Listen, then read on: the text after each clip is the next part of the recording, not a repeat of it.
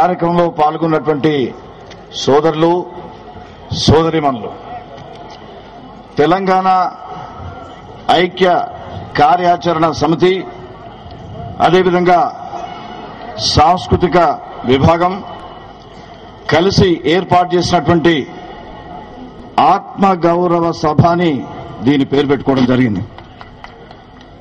ఈనాడు కోట్లాది మంది తెలంగాణ బిడ్డలు, 10 జిల్లాల్లో ఉన్నటువంటి తెలంగాణ బిడ్డలందరూ కూడా భువనగిరి వైపు చూస్తున్నారు. ఇక్కడికి ఏం జరగబోతుంది సమావేశం, దీని తర్వాత తెలంగాణ భవిష్యత్తు మారిపోతుంది.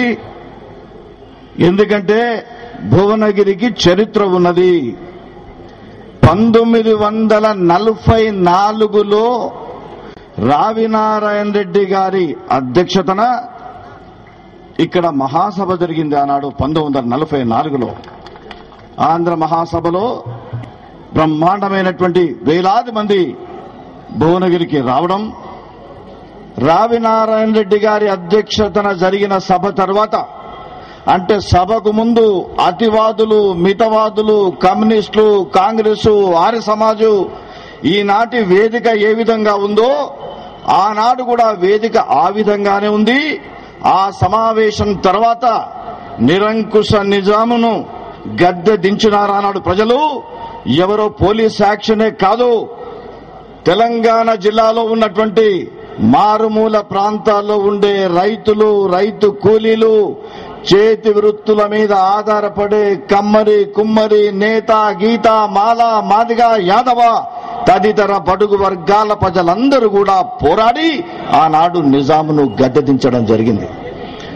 మనకు తెలంగాణ విముక్తి దోహదపడిందంటే ఆనాటి భువనగిరి సభ. ఈనాడు మళ్లీ 71లో తెలంగాణ పేరట గెలిచిన ఎంపీలందరూ ఢిల్లీకి పోయి చల్లని రూపాయలుగా తిరిగొచ్చినారు. ఆనాడు తెలంగాణకు ద్రోహం జరిగింది. మొన్న కూడా సోనియా గాంధీ గారి దగ్గరికి డెలిగేషన్ పోయింది. నేను కూడా సంతోషపడ్డా. ఉప్పునూతుల పురుషోత్తమ రెడ్డి గారు, వెంకటస్వామి గారు అందరూ పోతున్నారు. పోతే ఏమైంది అక్కడ? ఆమె మాట్లాడింది, కరుణించింది, కనికరించింది.